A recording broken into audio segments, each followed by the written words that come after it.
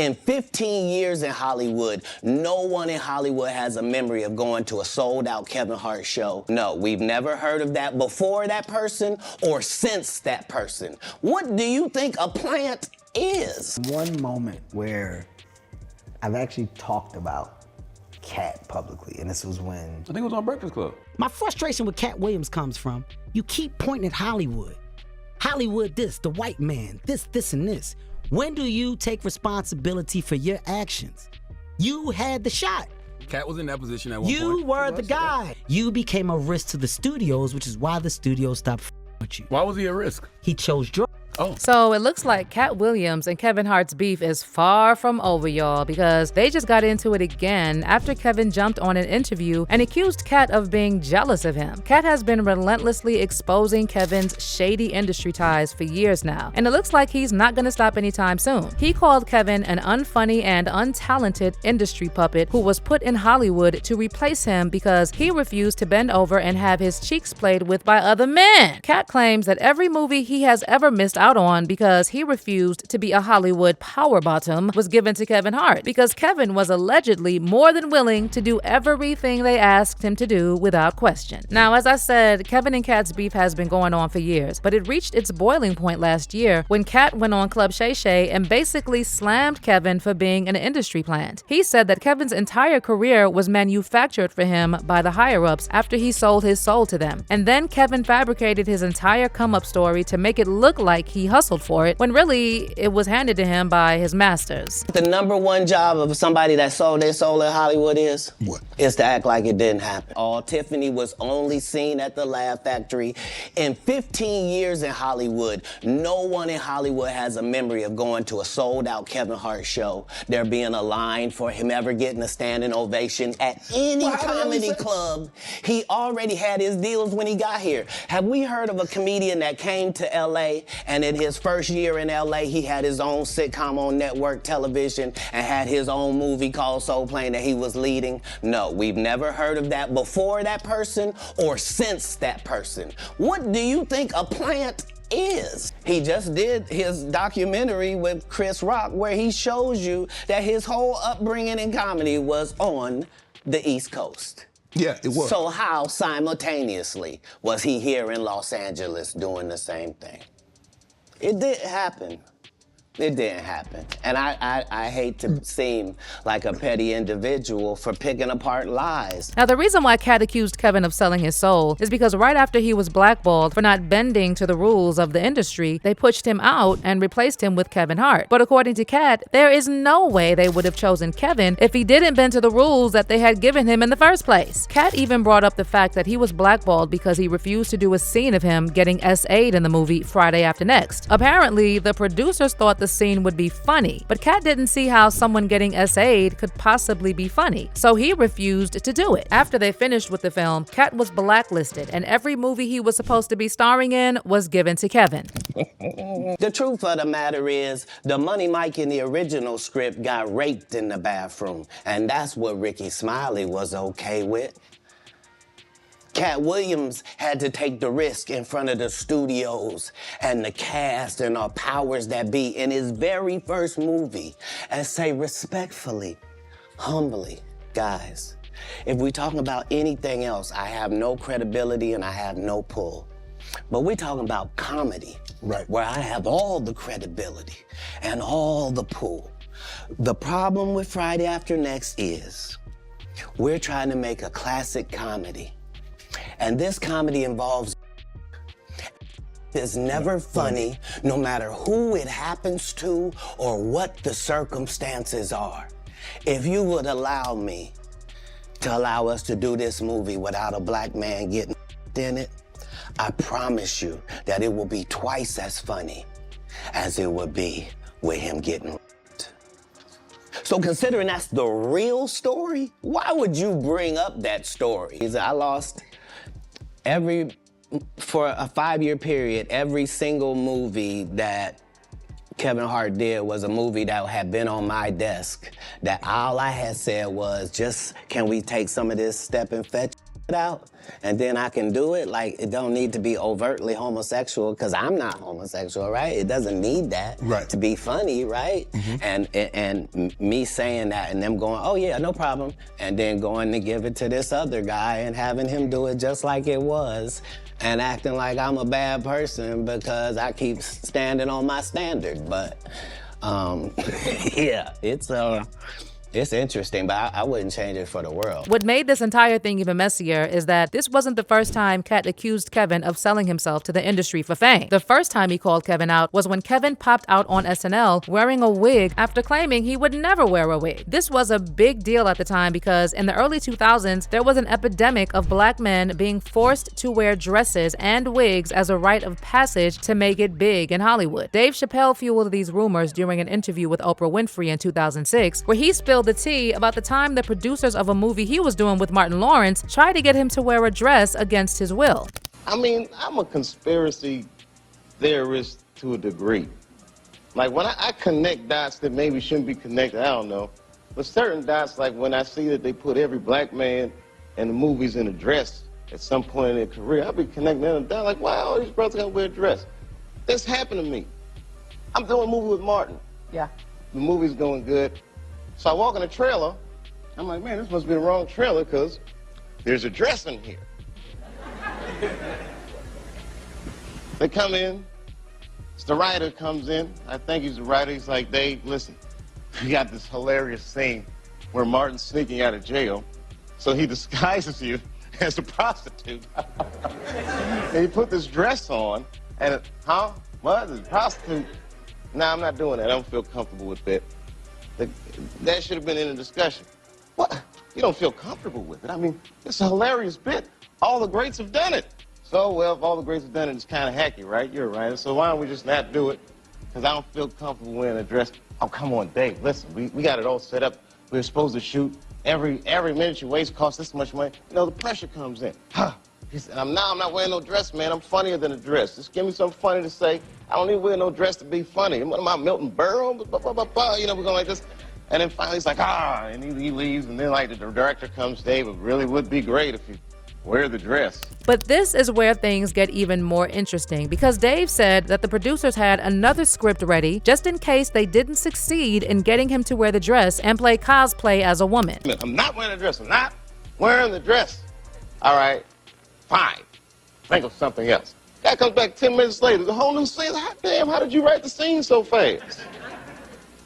You know, it's like, so you gotta take it. Kevin was later asked in an interview what he thought about the things Dave said, and he made it clear that he would never put a wig or a dress on because he has his own morals and beliefs. But guess what? Not long after this interview, Kevin shamelessly popped out on an SNL skit wearing a dress and a wig. Dave Chappelle, another great comedian, said that, you know, in the industry, they tried to make him wear a dress. Have you ever ran into that with scripts and is that something that, you know, you wouldn't do, you know, for I definitely haven't ran into to put on the dress. I mean, you know, you have to have boundaries. You have to have limits that you refuse to cross. You know, for me, I know what they are. They've yet to been challenged, so, you know, I don't have to speak on them. I was asked to dribble a basketball on the talk show this morning. You look good doing it, though. Not that was a dress, but I was like, no, I'm gonna look stupid. You know, at the end of the day, you gotta know that you're a brand. I'm a brand. You need to protect your brand at all times. When things happen that can possibly affect your brand, your brand can be diminished, and you don't want that to happen. So, you know, protecting my brand is definitely a priority. And here come the Cardinals. And from the looks of it, the new pope is not Turkson. The new pope is 9-year-old Oscar nominee, Kavajane Wallace.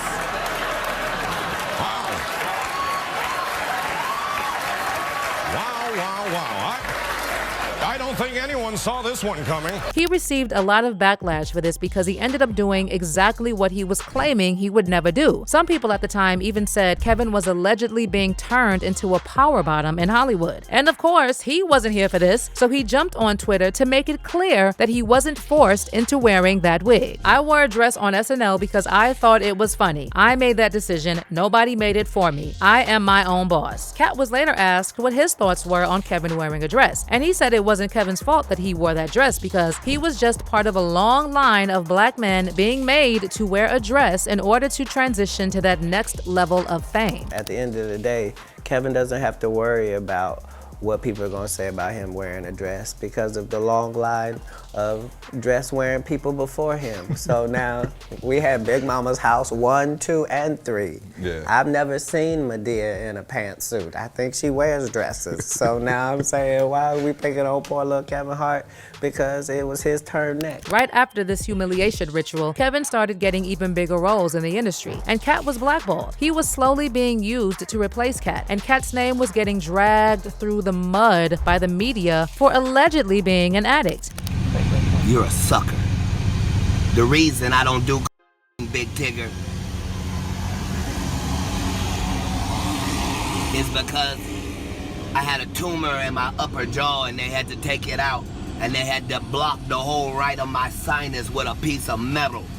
So ever since I got out the Marine Corps, I can only breathe out of one nostril, boy. I get my blood tested every 3 months for the last 15 years. All narcotic tests have come up 0.00%. I'm 44 years old, little Tigger. You look up my rap sheet. I have never had a DUI or a possession of anything, not even the marijuana I do every day. See, when you real, you can tell the truth about anything or anybody. After this, Katt took a break from social media and returned in 2018 with even more things to say, and accused Tiffany Haddish of also being a power slave and an industry plant. Guy Torrey did a beautiful special about the Comedy Store and Fat Tuesday, where he said that Steve and Cedric and Kevin Hart and Tiffany Haddish came through there and made... All lies. Steve and Cedric never performed at the Comedy Store at all. Tiffany was only seen at the Laugh Factory. Now, even though Katt didn't mention Kevin in the interview, Kevin was triggered, and he decided to go in on Katt when he and Tiffany appeared as guests on The Breakfast Club. He called Katt a failure and said the reason why Katt isn't where he thinks he should be is because he chose to be a crackhead instead of focusing on his career. My frustration with Katt Williams comes from, you keep pointing at Hollywood. Hollywood this, the white man, this, and this. When do you take responsibility for your actions? You had the shot. Katt was in that position at one point. You were the guy. You were set up to be the star. You didn't show up to work. You off promo shoots. You off your promo trips that they had set up for you. You became a risk to the studios, which is why the studios stopped. Why was he a risk? He chose. Oh, okay. Take responsibility for what you chose and say, you know what, I gotta fix me, and I'm gonna come back and I'm gonna stand up for comedy. So when you say Tiffany Haddish doesn't deserve or isn't really a comedian and these other women have worked hard, which they have. Shouts out to Melanie Camacho, shouts out to Lunel, shouts out to Leslie Jones, who are all underneath the umbrella of Katt Williams. Katt Williams, have you ever used your platform to bring the people that were under you up? You haven't. So because you haven't, don't knows that now are. I've used my platform and I've brought my guys and girls up. The brand of Kevin Hart is a brand that's expanded so far, whether you like me or not. My presence in comedy will forever be felt because I'm a boss. I sit on the top of it, and the opportunities that I'm giving are the ones that I'm creating. So take responsibility for what you did. You. Nobody else did. You don't hear Chris Rock, Dave Chappelle, the Kings of Comedy, Seinfeld. You don't hear George Lopez, Eddie Griffin. You don't hear who else can I go down the road of other comedians? Steve Martin, Martin Short. You don't hear the guys that got on top and that made it by doing what they love complain about the people that are coming under them. The reason why is because they're happy with themselves. Don't blame everybody else for your Don't on my sister Light because you're not happy with your This earned, it's not given. I don't give a you a Tiffany Haddish fan or not. But Katt didn't let those crackhead allegations slide, and he hopped on IG Live to call Kevin out for making up lies about him. Stuff on social media, boy, I know what you do, but you do it for play. If you do it for real, here it is, Kevin. I got a show at your hometown in Philly. I'm gonna tape my special there. On that stage, we can put whatever you want. A full court basketball court, a boxing ring, 2 microphones for a rap cipher, or you can get your dusted in comedy on that stage. But it's $1 million up for each one. That's $5 million, Mr. 28 million in Forbes. I'll be bringing mine in cash, Mitch. Bring yours however you want. And since you're not a puppet, don't bring no white people with you then. That's a $5 million bet individually. You can take it all, or you can take it part and parcel. This is the new movement. Now, you'd think that after all this back and forth, Kevin would just accept that he was wrong, but he actually doesn't. He recently appeared in an interview with Charlamagne, and he disrespected Katt again. He brought up that interview on The Breakfast Club where he called Katt an addict, but instead of apologizing for lying on that man, he said he regrets ever even responding to Katt because he isn't worth the response in the first place. He said Katt is irrelevant and that he didn't gain anything beneficial from even going back and forth with him. He was better off staying quiet and allowing Katt to run with whatever narrative he wanted to run with. If you have real problems with people and your problems are like serious, it's not hard to ever get to a person and really like address the problem correctly. The problems that people have with me, they aren't my problems. So the idea of being petty or going back and forth, it's so beneath me because I don't have the problem. And I feel like if I engage, it makes it look like I got a problem. We were promoting night school. And Tiffany was affected by some of the things he said. And it was more of a like support for her in that moment and like some shots at him. Do you regret that? Yeah, I shouldn't even talk, I should never address him like, at all. I don't have to, like why? What will it do for me? What will I gain? There is no gain. So I look at everything from a business and economic standpoint. Like, if I'm investing in something, well, what is my return? What's the return on my investment? What's the return on my time? What's the return on my energy? What's the return on my investment? So that investment of self, words, dialogue brings me what? What? And if I can't answer that question, or if people around me can't answer that question, then it doesn't get an inklet of energy. So it has nothing to do with people feeling like they're above, people feeling like they're better. No, it has to do with a strong understanding of you and like yourself, level of awareness. Like I can check all these boxes. Child, no, Kevin has not responded to this yet, but it's not going to be long before he claps back at Kevin for this shade. One person said, Kev knows he sold himself for the fame. Katt wasn't willing to do that. Accountability isn't his strong suit. Accused someone of using drugs publicly, then now you above it? LOL. Another person said, Katt was a threat to the industry because he spoke the truth, not because he was on drugs. Well, now I want to know your thoughts. What do you think about Kevin still standing on the allegations he made about Katt being an addict? And do y'all think he is really an industry plant? Let me know your thoughts in the comment section below. And don't forget to click here to watch this other very messy video.